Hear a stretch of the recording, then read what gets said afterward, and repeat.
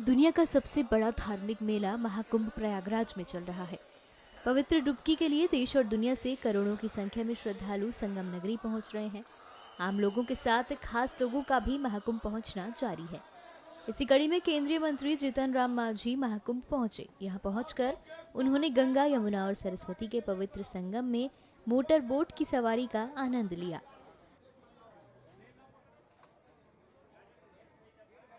इस दौरान उनके परिवार के लोग भी उनके साथ मौजूद रहे। वहीं केंद्रीय मंत्री ने मीडिया से बातचीत कर महाकुंभ पहुंचने की खुशी व्यक्त की। सुनिए इस दौरान उन्होंने क्या कुछ कहा। भारत आस्था का देश है, संस्कृति के लिए प्रसिद्ध है।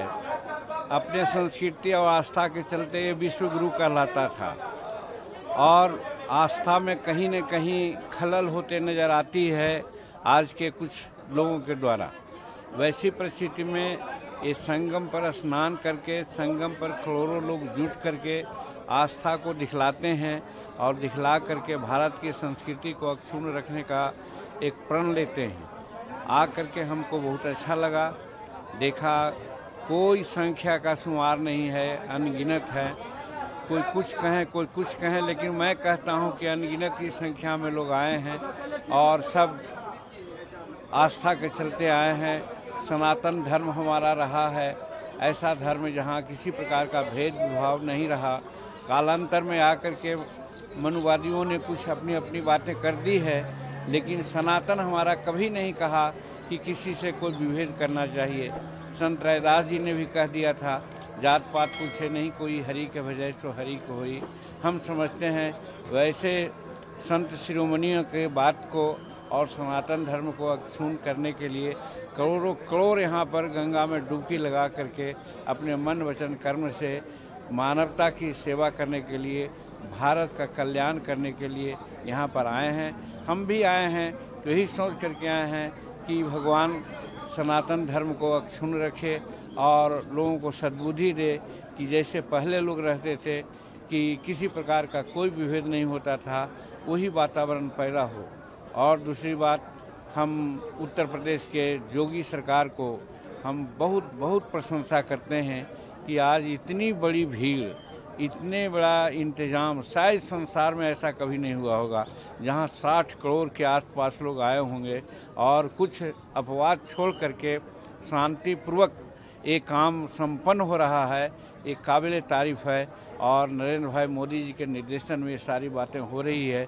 तो मैं समझता हूँ कि ये भी एक उदाहरण योग्य है संसार में कि कैसे मैनेज किया जाता है। और इसमें सही बात है कि सनातनी लोग जो यहाँ आए हैं मन वचन कर्म से शांतिपूर्वक रहते हैं। उसका एक उदाहरण ये भी है कि अगर करोड़ों करोड़ एक जगह हो रहे हैं और कहीं किसी प्रकार की बात नहीं हो रही है तो ये भी काबिल तारीफ है। कुछ घटनाएं घटी हैं जिसके चलते लोग प्रशासन को, रेलवे को उत्तरदायित्व समझते हैं। मैं समझता हूँ उनका कोई दोष नहीं है। हम मनुष्य में आपाधापी की जो प्रवृत्ति होती है, हम एक दूसरे को सहअस्तित्व से सोचते नहीं हैं।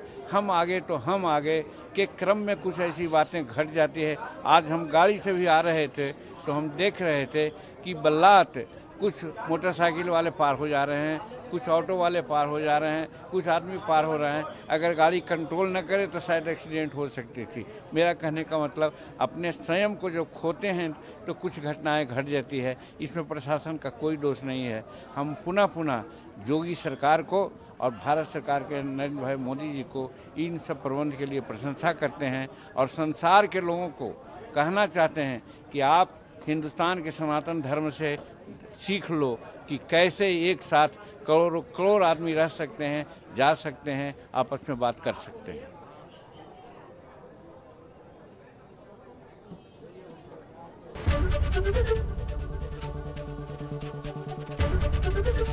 एबीपी गंगा, खबर आपकी, जुबान आपकी।